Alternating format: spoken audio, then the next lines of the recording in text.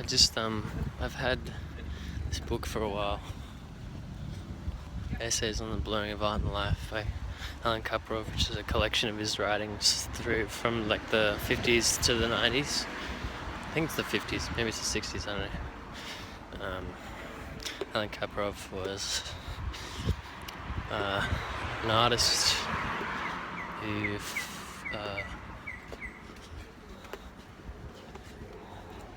I guess he's most known for happenings and life art, taking art out of culturally sanctioned spaces like theatres or galleries, focusing on experience as a medium, as an artistic medium. And I've only read like 3 pages, and also it's the introduction, which is written by John Kelly, but already my mind is racing with stuff, even in that alone. There's some good stuff in it. There was a bit where they're talking about how art objects, as we understand them, paintings, drawings, ceramics, stuff like that, in various cultures, used to be very central to communal life and sort of daily life. And then that was the value. The value was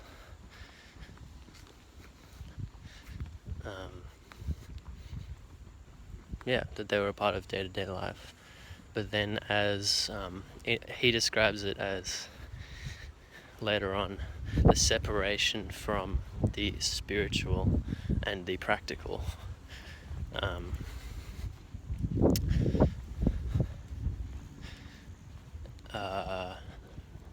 What was I going to say?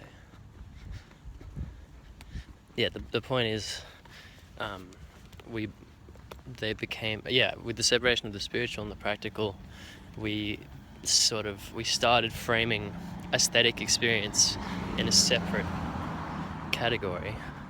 And so there were specific spaces where you'd go to view art. Like I said before, galleries and theatres and even private exhibitions. Like, even if the space is only metaphorically transformed, like even if it's in someone's house, but there's just a lot of work in there. We had this physical and thus mental separation of, as he describes it, spiritual and practical.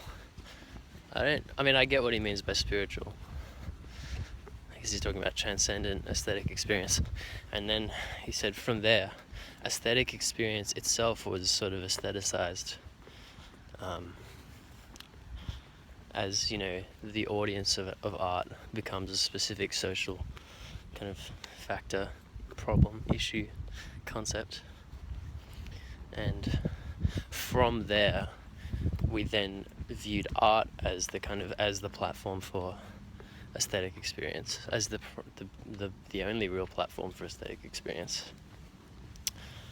And thus we stopped framing it.